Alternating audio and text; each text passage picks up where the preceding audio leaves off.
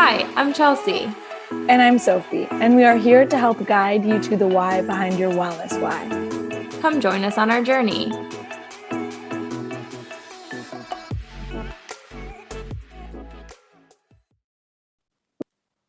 And we're back talking all things behind the scenes of being a personal trainer and registered dietitian working for ourselves. Oh yeah, I was gonna say working on my fitness, like for you know. Isn't that our line? That's our line. What is it actually? That's not what it is. Is it? Yeah. Yeah. And then the guys are like, woo wee. You sang in the last podcast. I'm singing in this podcast. Oh man. We're gonna turn this into a karaoke podcast. Right. Guess that tune. It's Friday, guys. We're a little slap happy. We're ready for the weekend. And I am taking a full weekend. I am not working Saturday. Wow. Wait, that's awesome. That actually, we didn't talk about that in our last episode. We talked about how our days are different, but we didn't really talk about our schedule in terms of like an actual week. We also didn't really talk about what we do outside of seeing clients. So let's loop everybody into that. So since you had mentioned that, how many days a week do you work? Usually 6. Well, I guess you could count 7 because I do work outside of my sessions, obviously, and I do that usually on Sundays. I see humans Saturday morning usually.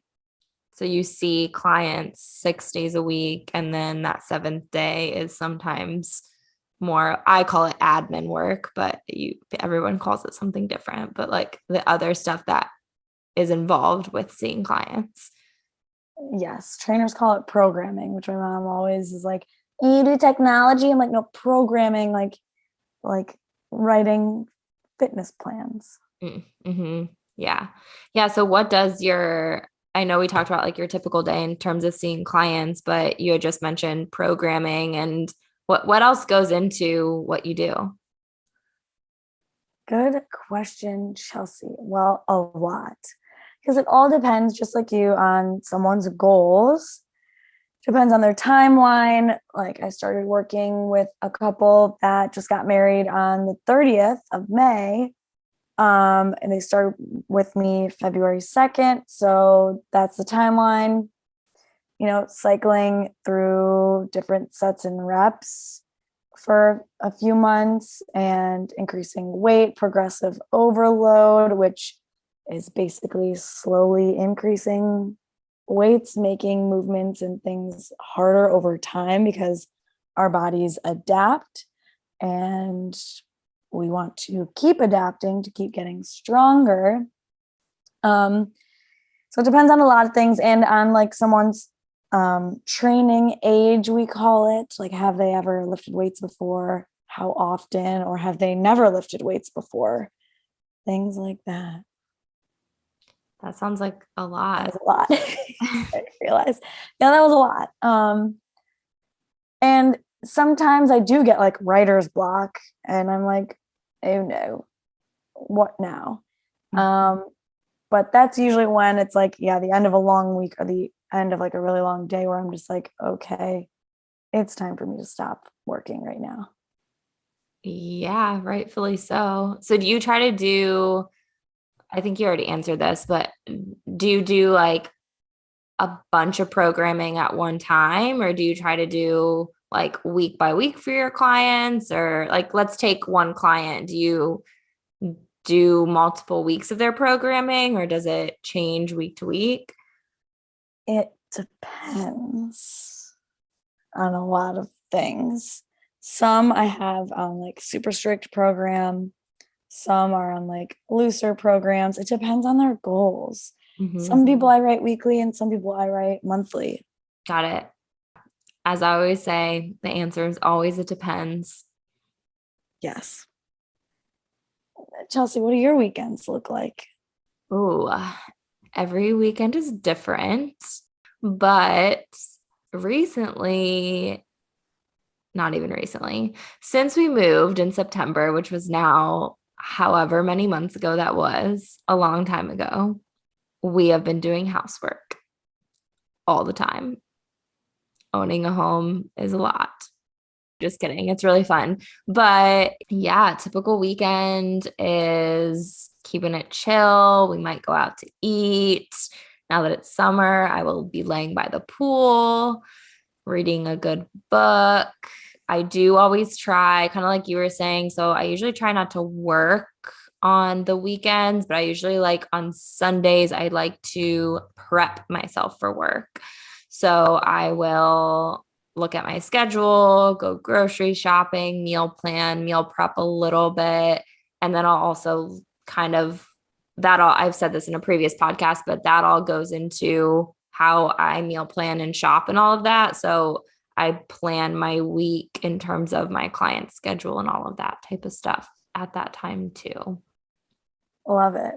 I also on Sundays do similar things, but mine's less, diet focused and more exercise focused. I look at my calendar and I'm like, when am I going to work out? Yeah.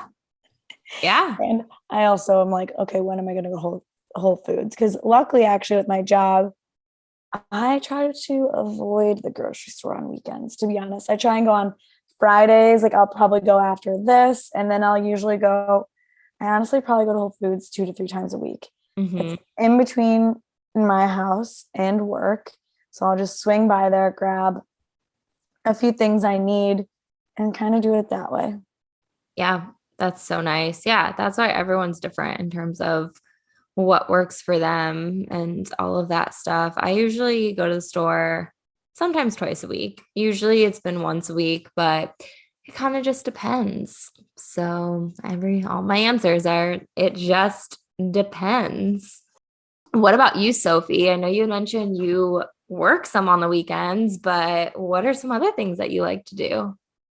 I just go wild. Okay. So Fridays when I'm done with work, depending on the time of year, I will maybe go to the pool. Like I will probably after this, or play some tennis in the afternoon.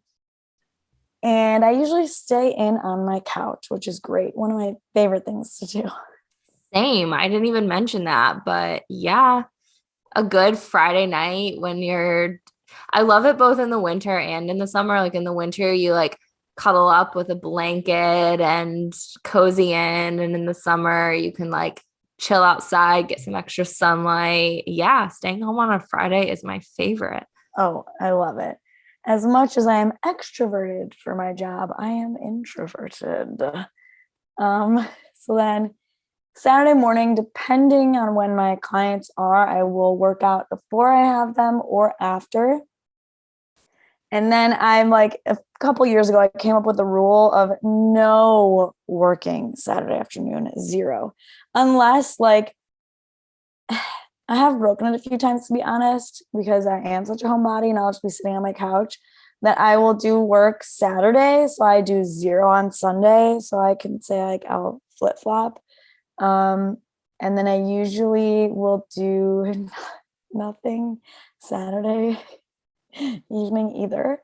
And then, well, now, I mean, I have a boyfriend. So, okay, we are social together mostly. It's a good thing. And then Sunday morning, I'm weird. I lift, which all of like one of my trainer friends is like, why? Like, how? I'm like, because I like get a good night's sleep Saturday night. So I like to work out hard Sunday morning and or play tennis. And then I just like to get lunch and like relax. You work so much during the week that weekend should be about relaxing.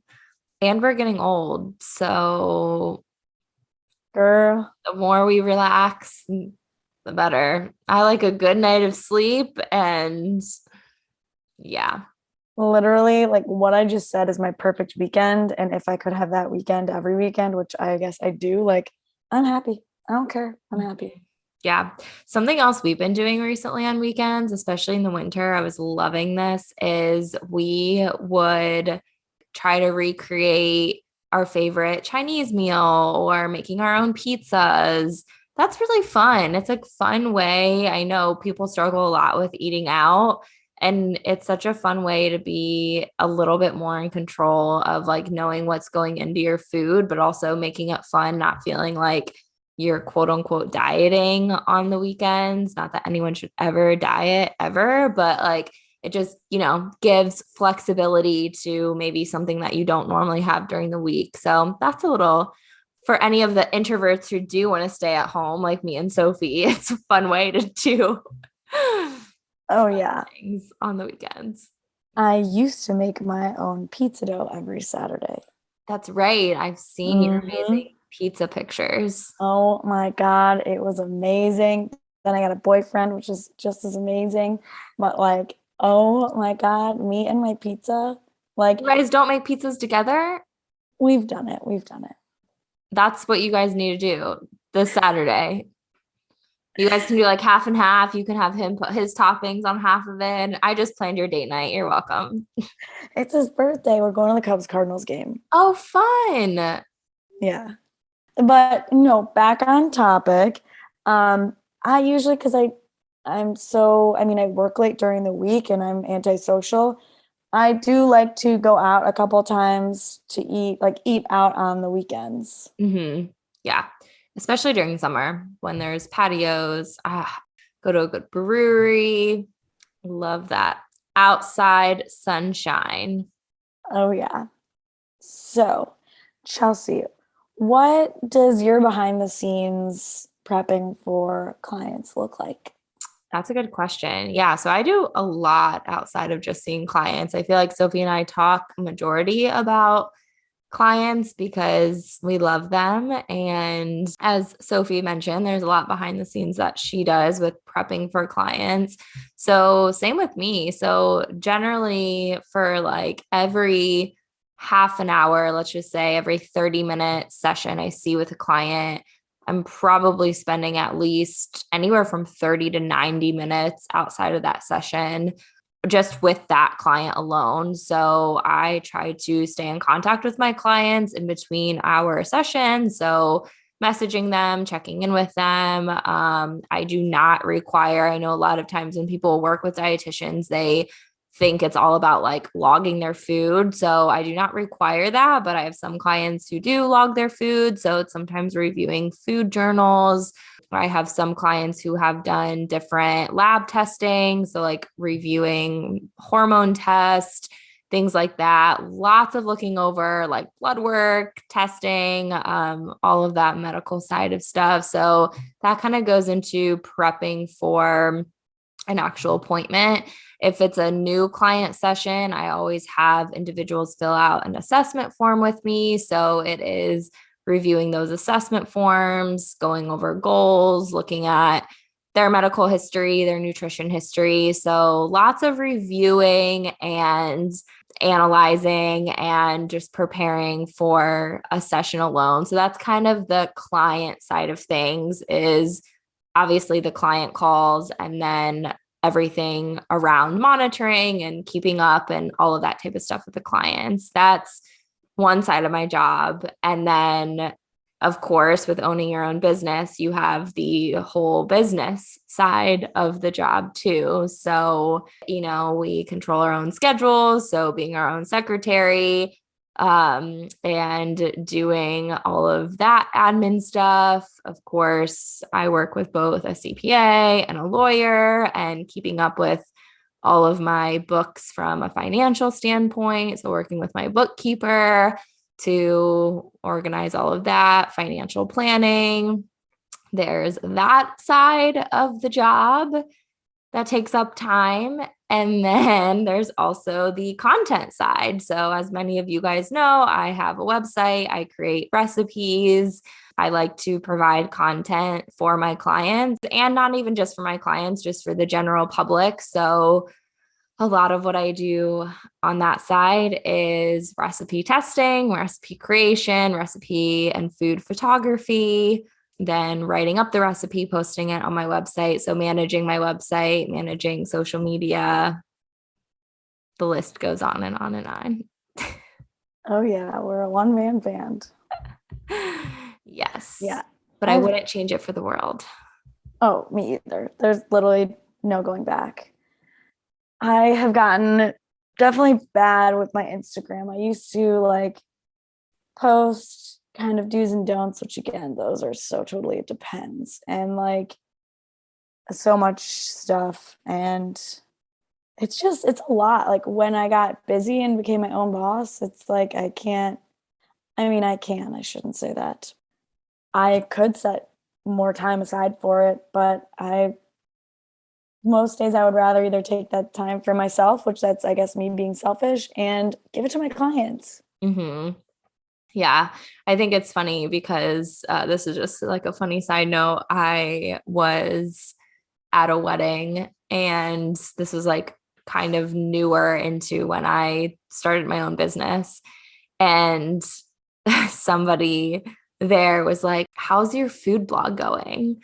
First of all, it's really fun. I love doing it, but that's like 1/18th of what I do. I am not a food blogger. That's not my job. I am a registered dietitian that helps individuals, and yes, I provide recipes, and yes, I have an Instagram, and yes, I provide resources from that, but that's just like a bonus to what I do. That's not my job. It's just a bonus on top of that. So it's just interesting. Again, the world that we live in is we're so social media focused. And I think that's great for individuals who have that as a job and everything, but that's not what you and I like. Again, like, yes, we have a podcast, but we're not podcasters. Like, but that's not our job. It's just like, What do you mean? so yeah, went on kind of a rampage with that, but Yeah, but you're not wrong. yeah. I've like never been huge into social media. Like if I wasn't a personal trainer, I probably wouldn't have it. It has, I mean, because if I wasn't a personal trainer, like it would have zero effect on my life. Like it does Mhm. help me get clients, but yeah. Yeah, I think that's good though, because unfortunately, again, we live in a world where people live on social media, and it has so much impact. Social media can have so many positive things to it. I've met really great people through social media and connected with really great people. And like you said, I've gotten clients from social media, but it's a really evil place too. Oh yeah, which we will do another podcast on our relationship with um, diet and exercise and social media. Yeah, I think that's a good topic because we've talked about it a little bit in other podcasts, but it is the world we're living in is definitely changing for the good and the not so good. Yeah, the evil, it's evil. Yeah. Well, we are going to wrap this up. No food for thought today, since this was just a casual behind the scenes of what goes on in our lives. But as always, if you guys have questions, if you have ideas or suggestions on topics that you want to learn more about and want us to talk about, please reach out to us. Our social media and Instagram accounts are linked below. Thanks for tuning in.